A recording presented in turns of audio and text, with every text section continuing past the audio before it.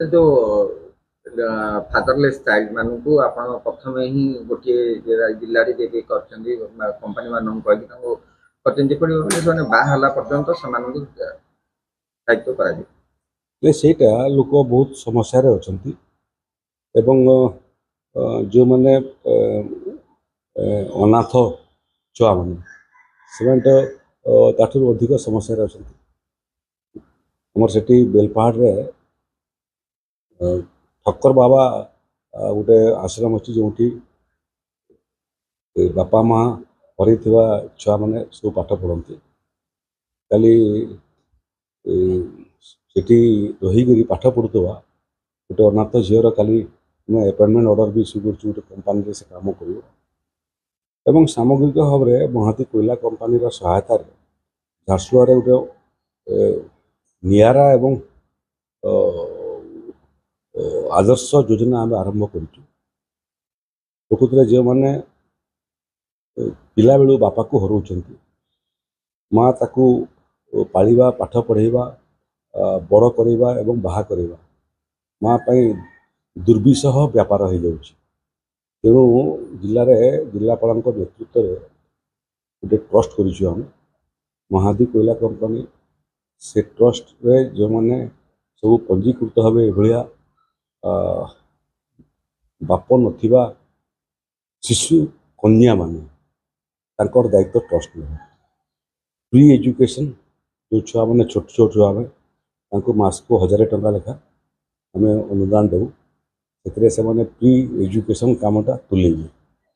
ଯେଉଁମାନେ ଏଜୁକେସନ୍ ପରବର୍ତ୍ତୀ ବର୍ଷରେ ପ୍ରାଥମିକ ଏବଂ ମାଧ୍ୟମିକ ଶିକ୍ଷା ଲାଭ କରିବେ ସେମାନଙ୍କୁ ମାସକୁ 2000 ଟଙ୍କା ଲେଖା ଆମେ ସହାୟତା ଦେବୁ ଏବଂ ଯେଉଁମାନେ ହାଇସ୍କୁଲ ପରେ +2 ଏବଂ ତଦୁର୍ଦ୍ଧ୍ୱ ପାଠ ପଢ଼ିବେ ସେମାନଙ୍କୁ ମାସକୁ 4000 ଟଙ୍କା ଲେଖା ଆମେ ଅନୁଦାନ ରାଶି ଦେବୁ, ଯେଉଁ ପଇସାରେ ସେ ତାର ପାଠପଢ଼ା ତୁଲେଇବ। ଆକୁ ଯେତେବେଳେ ଝିଅ ବଡ଼ ହେବ ଏବଂ ବାହାଘର ସମୟ ଆସିବ ସେ ସମୟରେ ମଧ୍ୟ ବାହାଘର ପାଇଁ ମଧ୍ୟ ଇଏ ଟ୍ରଷ୍ଟ ଆର୍ଥିକ ସହାୟତା ଯୋଗାଇବ।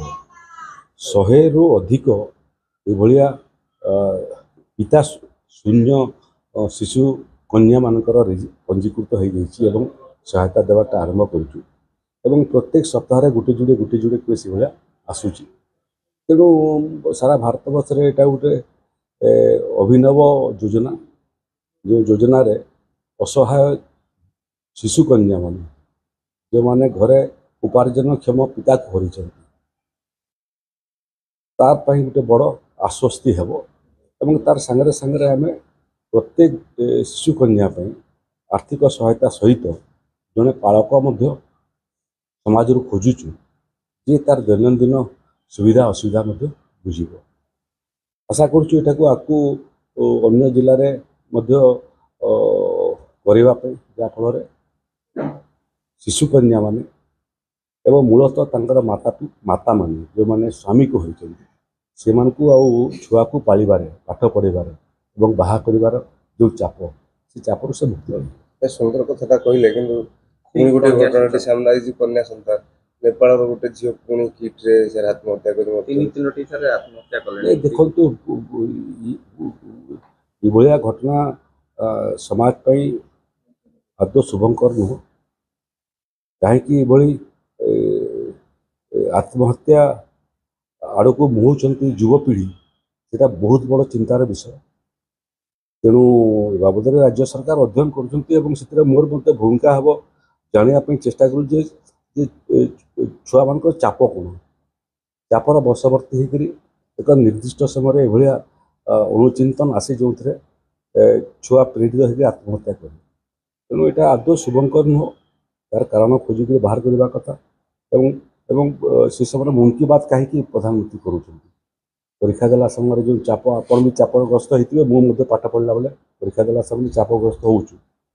ତେଣୁ ସେ ଚାପକୁ ସାମ୍ନା କରିବା ପାଇଁ ଶିକ୍ଷକମାନଙ୍କର ବଡ଼ ଭୂମିକା ଅଛି, ପିତାମାତାଙ୍କର ବଡ଼ ଭୂମିକା ଅଛି। ସବୁ ସମୟରେ ପିତାମାତା ମଧ୍ୟ ଚାପ ସୃଷ୍ଟି କରନ୍ତି, ପାଠ ପଢ଼ କରେ, କିନ୍ତୁ ଛୁଆର ସମସ୍ୟା ବୁଝନ୍ତିନି। ଏଇଟା ଗୋଟେ ମନସ୍ତାତ୍ତ୍ୱିକ ବିଷୟ ଅଛି। ଆମେ ମନସ୍ତତ୍ତ୍ୱବିଦ୍ମାନଙ୍କର ମଧ୍ୟ ଏଥିରେ ପରାମର୍ଶ ନେବୁ ଏବଂ ସେଭଳିଆ ଯୋଜନା ଆଗକୁ କରିବୁ ଯେମିତି କୌଣସି ଛୁଆ ଚାପଗ୍ରସ୍ତ ନ ହଉ। ଚାପଗ୍ରସ୍ତ ହେଲେ ତାର ପ୍ରତିଭାର ମଧ୍ୟ ବିକଶିତ ହେଇପାରେ ନାହିଁ। ଗରିବ ବାବଦରେ ସରକାର ଅଧ୍ୟୟନ କରୁଛନ୍ତି। ଆମେ ମଧ୍ୟ ସେଥିରେ ସରକାରଙ୍କ ସାଙ୍ଗରେ ଏହାର ରାସ୍ତା ବି ଖୋଜିବା, ଉପାୟ ମଧ୍ୟ ଖୋଜିବା। ସରକାର ଅବଗତ ହେଲେଣି କାଲିର ଘଟଣାକୁ ନେଇ? ନିଶ୍ଚିତ ଭାବରେ ଅବଗତ ହେବେନି। ସରକାର ପାଖରେ ଆଖି ଅଛି, କାନ ଅଛି, ଦେଖିବେ, ଶୁଣିବେ, ଜାଣିବେ ଏବଂ ତାର ସମାଧାନ କରିବେ। ନେପାଳୀ ଛାତ୍ର ଆତ୍ମହତ୍ୟା ଘଟଣା ବାରମ୍ବାର ହଉଛି, ପୁଣି ନେପାଳୀ ଛାତ୍ର ବୋଲିକି ବିଷୟ ନୁହଁ। ସମାଜରେ ଆତ୍ମହତ୍ୟା ପ୍ରବଣତା ବଢ଼ିଯାଇଛି। ମୂଳ ହେଉଛି ଯୁବପିଢ଼ି ଏଥିର ଶିକାର ହେଉଛନ୍ତି ଏବଂ ଶିକାର ହେବାର ସ୍ୱାଭାବିକ ସାଧାରଣ କାରଣ ହେଉଛି ଚାପ। ତେଣୁ ଚାପ ମୁକ୍ତ ହେଇକି ଛାତ୍ରମାନେ କେମିତି ପଢ଼ିବେ, ସେଥିପାଇଁ ତ ପ୍ରଧାନମନ୍ତ୍ରୀ ମନ୍ କି ବାତ୍ କରନ୍ତି। ଆମେ ବି ପ୍ରୟାସ କରିବୁ ରାଜ୍ୟରେ କେମିତି ଛୁଆ ଚାପଗ୍ରସ୍ତ ହେବେନି, ପରୀକ୍ଷାର ଟେନସନ୍ ରହିବନି ଏବଂ ତାଙ୍କର ପ୍ରତିଭା ବିକଶିତ ହେବାରେ ଚାପ ଠାରୁ ଦୂରରେ ରହିବେ।